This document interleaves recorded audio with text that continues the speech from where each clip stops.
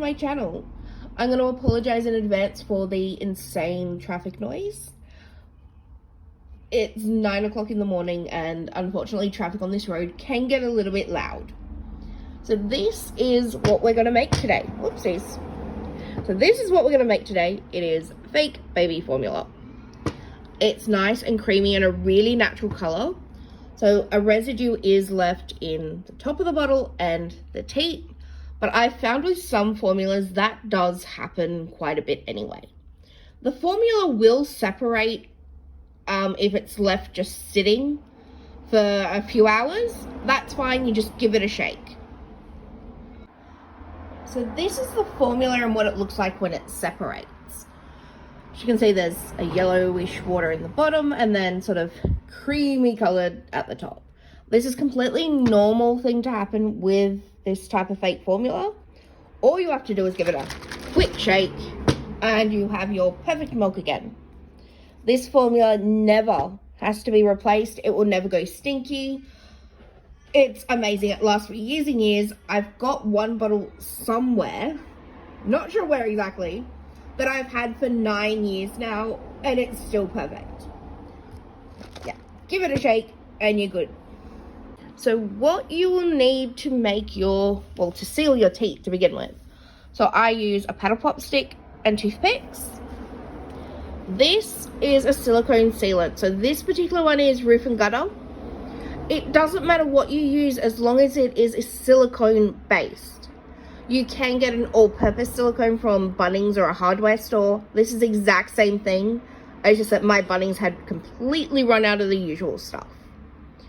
Silicone only sticks to silicone, so these teats are made from silicone, which means you can't just use E6000 or any other adhesive.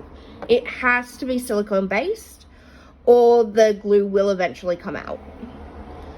Because it's silicone, it is flexible, so when you're using the teat, it will not just displace itself. Other than that, you need a little plastic tray to just squirt the silicone onto, and of course the teats you want to seal. I will be sealing a sippy cup teat for your toddler dolls and just a standard baby one. So the first thing I'm going to do, first thing you need to do is give the teats a wash. You need to make sure that they're clean. And then I'm going to put them inside out. Well, that's the toddler one. This one. If this part of the teat is super thin and you can't fit your fingers in it, just use the non-brush end of a paintbrush. So the next bit, a little bit of the silicone on this lid.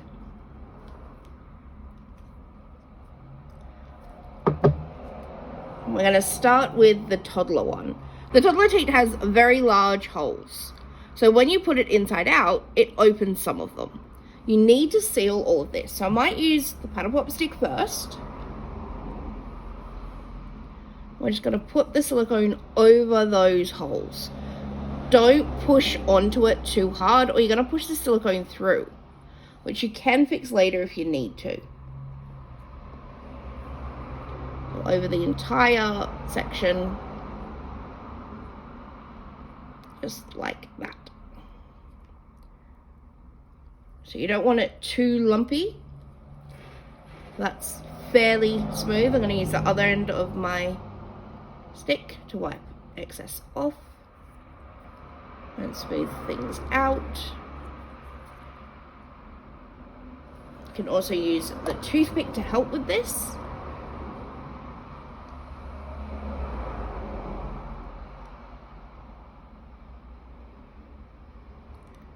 Some people keep the teats in the right way and just squirt a glob of silicone up into the tip of it. That is an easier option, but it means that part of the teat to about here usually won't get any formula in it. Whereas with the way I do it, the formula goes all the way up to the tip of the teat. So that's that one. And now for the baby bottle teat, we're just going to use the toothpick. So most baby bottles only have a reasonably small hole, as this one does. We're just going to put a little bit of silicone on that hole. Just like that.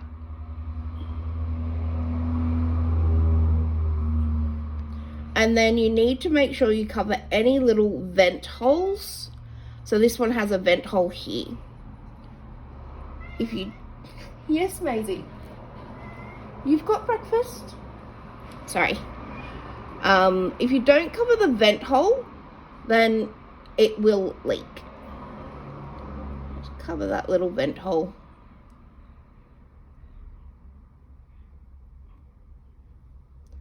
Just like that. And then you'll need to let that sit for a few hours depending on what silicone adhesive you've used and what the weather in your area is like.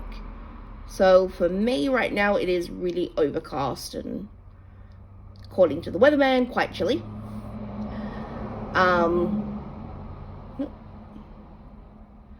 I will be bringing a few sealed and filled bottles of fake formula to the West Australian Doll Show, as well as a few babies. So keep an eye out. So that's how you seal the tea. So these are two I started last night. The silicone is now dry, completely set. So we're gonna put them back in the right way, just like that. And then you've got the silicone on the inside. This one, because it's so narrow, you may end up using a paintbrush tip. So I'm gonna half put it in the right way, then poke. Oh. Come on. Like that. Gotta be gentle when you're poking because you don't want to pierce the silicone. So they're both completely sealed now. So now to make the actual fake formula. This bottle, where is my other bottle? Here it is. So I'm using two different types of bottles. This one I'm probably going to do in 180 mils or so because I'm making it for sort of an older baby, I guess. This one we're only going to do about 60 to 90 mils. So we need hot water. This is not boiling, it is just hot. So we're going to put, for this bottle, because we're doing 180 mils, so I'm going to put 120 mils of the hot water. I'm also going to spill it on the tabletop, because that's what I'm good at. And for this one, because we're doing such a small amount, I'm only going to use about 40 mils.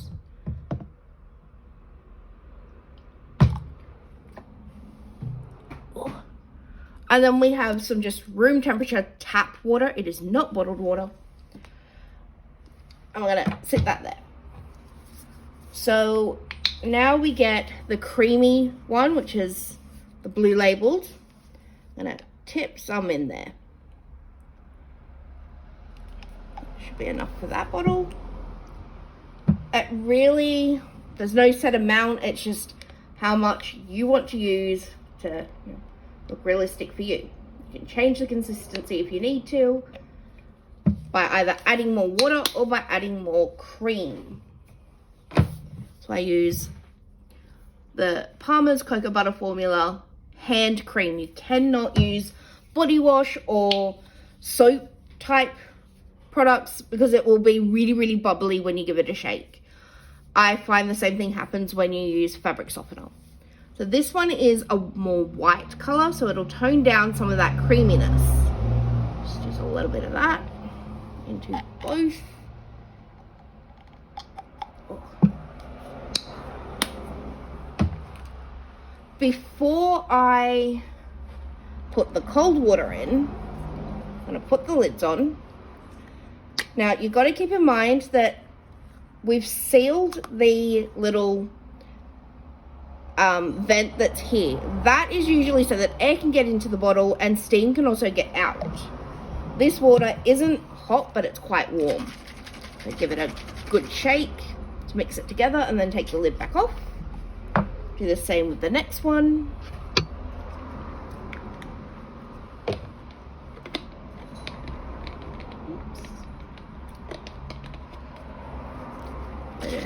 shake. And that's mixed it all together. So at this point, you can just, oh, that one's still a bit lumpy. Whoops, ow. That one's still a little bit lumpy, so we'll just give it a bit more of a shake.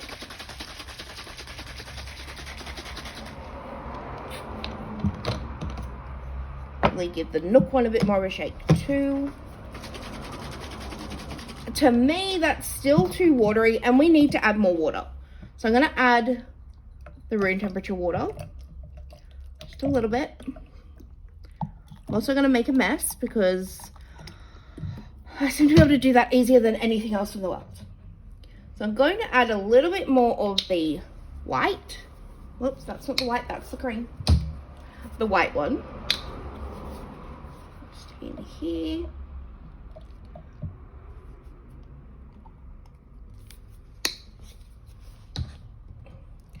Lids on and give them a shake again.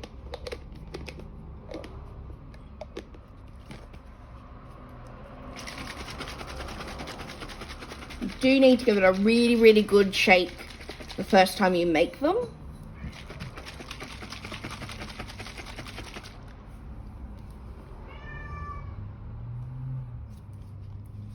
We're going to ignore Miss Maisie. She's been a little bit temperamental this morning.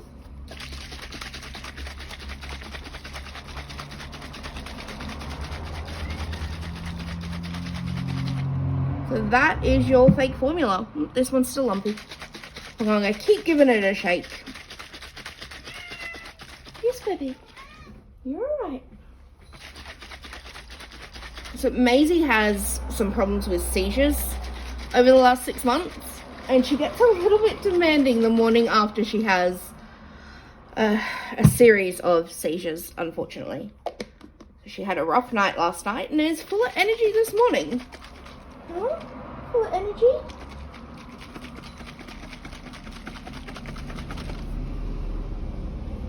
Keep shaking. So that looks pretty mixed to me. Maybe a little bit more.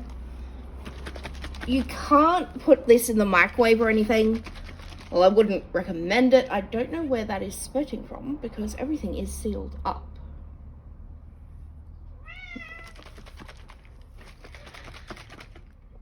So give it a good shake. You can't heat these in the microwave to re-warm the water if you're having trouble getting it to mix. But you can sit the bottle in a tub of boiling hot water, which will heat it safely. Okay, so that's all mixed up and your bottles are ready to go. So the teats are sealed.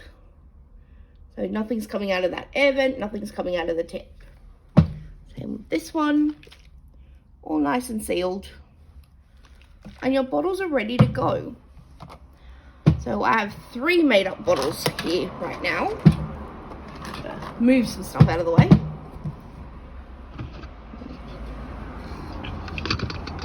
3 bottles.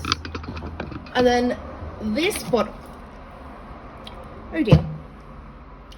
Well, I did warn you guys that I'm great at making a mess, and I forgot that this one's not sealed. So I just made a mess. So this is a bottle of real baby formula that really doesn't like me today because it's making a mess. So I just wanted to compare the real formula with my fake formula.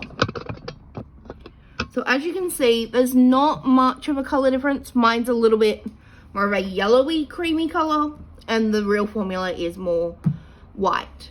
You can add more of the white hand cream to your fake ones, but to me this is realistic. There are brands of formula that are sort of more yellow like this one. So that is your formula. For any of you out there that are gonna hound me in the comments about using real formula for this, it is out of date formula that I used to use for a real baby I was looking after, and it was left over and her parents didn't need it because it was so close to date anyway. So that's why I've still got it. 3 fake formula bottles. these are the two creams I use. They're both hand cream, which is the same as body lotion. I always use Palmer's Coconut Oil Formula brand. It's not super expensive and it gives a really good effect. So the brown one, this one here, is a white color, and the blue one is more of a creamy color.